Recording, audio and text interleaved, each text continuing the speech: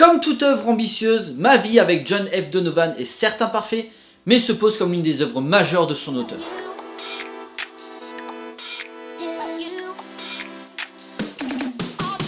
Bonjour à tous, il va être question de Ma vie avec John F. Donovan, le nouveau film de Xavier Dolan.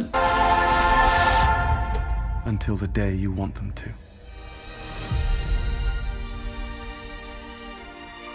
L'histoire 10 ans après la mort de son acteur fétiche, une star de la télévision américaine. Un jeune acteur raconte cette période à une journaliste et se remémore la correspondance qu'il avait eue avec cet homme alors qu'il avait à peine une dizaine d'années. Une relation écrite qui va avoir un énorme impact dans leur vie respective, aussi bien dans leur travail mais aussi dans leur rapport sentimental et familial. 7ème film de Xavier Dolan après Les Amours imaginaires, Laurence Anyways ou encore Mommy. Ma vie avec John F. Donovan est son premier film en langue anglaise avec un casting en or. Kit Harington, Fanny Newton, Nathalie Portman ou encore Susan Sarandon. Et même si ce n'est pas son meilleur film malgré qu'il soit très bien, Ma vie avec John F. Donovan permet à Xavier Dolan d'entrer en grande pompe dans la cour des grands et de se faire une belle place à Hollywood. On a là un film qui parle de célébrité et comme toute star, de ses pièges et de ses effets secondaires suite au comportement de l'acteur. Ça se passait en 2006, on n'avait pas tous les réseaux sociaux qu'on a aujourd'hui, mais malgré ça, tous ces choix suicidaires auront suffi à faire grandement le buzz. Et de l'autre côté, et c'est très rare pour être souligné, on a un effet miroir représenté par Rupert, l'enfant qui est en admiration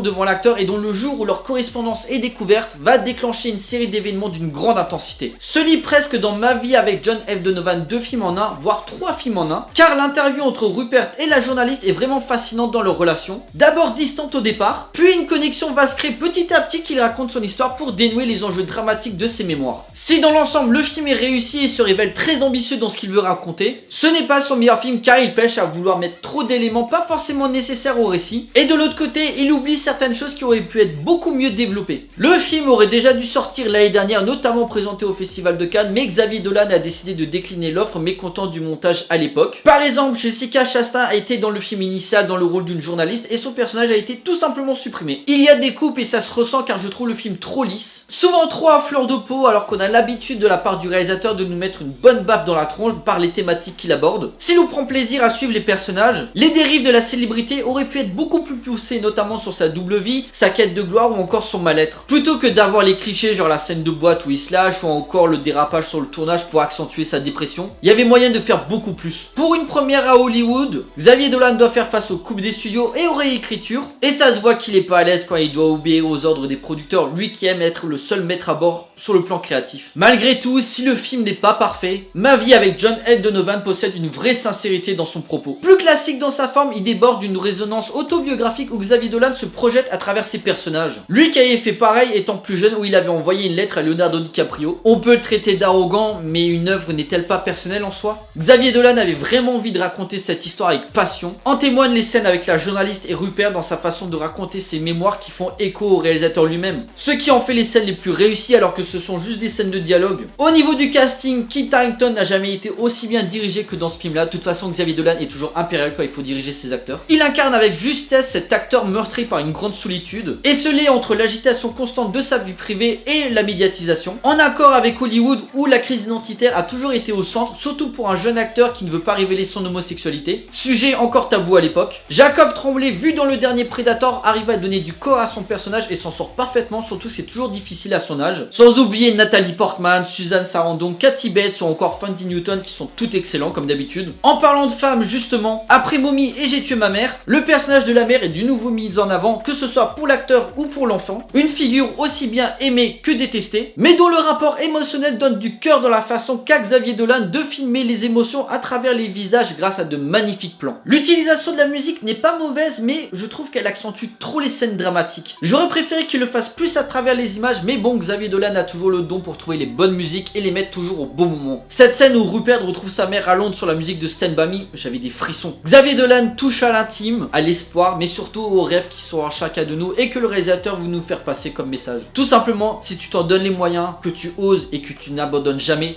tout est possible. Ça peut paraître pathos comme message, mais un petit peu d'optimisme et de positivité ne font pas de mal des fois. En conclusion, Ma vie avec John F. Donovan n'est peut-être pas le grand film tant attendu de Xavier Dolan, mais ce n'est surtout pas son plus mauvais. Arrivant toujours à se réinventer, le film est intense, a de l'âme et possède une poésie visuelle et émotionnelle à travers un langage cinématographique propre à lui-même. Une œuvre qui parle des thèmes qui lui sont chers, l'amour maternel, la dureté de l'enfance, le rejet de la différence, la vie d'artiste, mais surtout la difficulté de trouver sa voie et de savoir qui on est. Un film puissant et fort dans son propos et qui, malgré certains défauts d'écriture, nous touche là avec une vraie déclaration d'amour au cinéma et à la vie en général. Une leçon d'humanité qui impose le respect. Peut-être pas son chef-d'œuvre, mais une œuvre importante de son auteur. Un film que je vous conseille fortement d'aller voir. Voilà, cette vidéo est à présent terminée, j'espère que ça vous a plu, n'hésitez pas à liker, à partager auprès de vos amis si vous en avez. N'hésitez pas à me laisser des commentaires pour me dire ce que vous avez pensé du film. Pensez à me suivre sur Facebook, Twitter, Instagram, Tipeee ou encore Utip si vous voulez soutenir la chaîne. Et pensez à vous abonner, c'est très important pour moi. Pour nous, on se retrouve pour une prochaine vidéo, d'ici là, portez-vous bien, allez au cinéma,